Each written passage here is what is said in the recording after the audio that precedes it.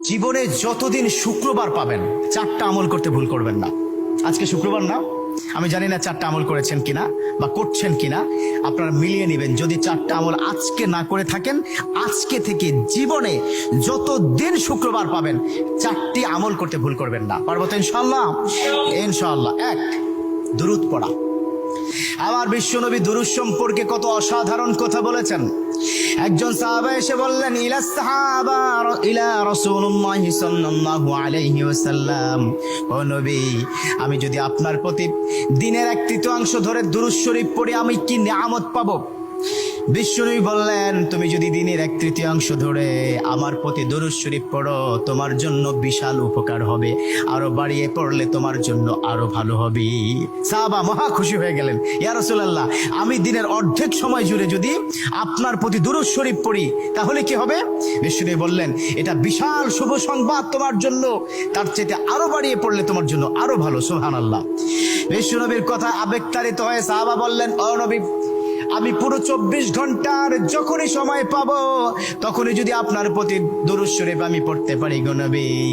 আমার নবী মুচকি এসে বললেন, তাই যদি হয়, ওয়া কানা মাই ফিল জান্নাহ, ও আমার সাহাবা, তুমি যদি 24 ঘন্টা ধরে যখন সুযোগ পাও তখনই দুরূদ শরীফ পড়ো, তুমি আমার সাথে আল্লাহর জান্নাতে যাবে।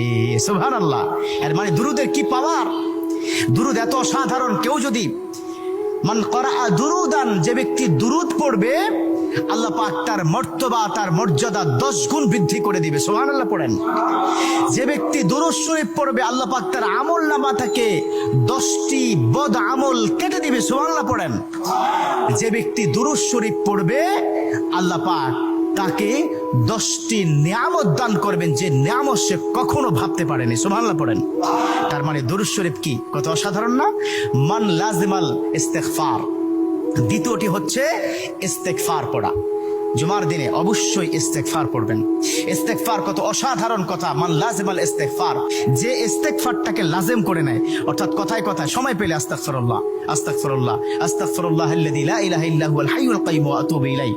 কোথাও ভুলে হয়তো একটু ফেসবুকে কোন একটা নারীর ছবি চলে আসলো, আস্তাগফিরুল্লাহ স্কিপ করে দিল। এরকম ইস্তেগফার যে ব্যক্তি লাজিম করে নিল, কথায় কথায় সুযোগ পেলে যে ইস্তেগফার পড়ে, আল্লাহ পাক তার পিছনের গুনাহগুলো ক্ষমা করে দেয়। সুবহানাল্লাহ। তৃতীয় নম্বর কাজ দেব, জুমার দিনে ভুল করবেন না, সেটা হলো ফজরের নামাজটা আদায় করতে ভুল করবেন না। এখন যদি আমি জিজ্ঞাসা করি, মাশাআল্লাহ, এখানে যতজন আছেন আজকে ফজরের নামাজ পড়ছেন কিনা, মনে হয় না আমি খুব বেশি পাবো যে ফজরের নামাজ পড়েছেন। আর 4 নম্বর যেটা হচ্ছে, জুমার দিনে যতদিন জুমার দিনে আপনি পাবেন সবার আগে মসজিদে প্রথম কাতারে আসবেন। বিশ্বনবীর হাদিস,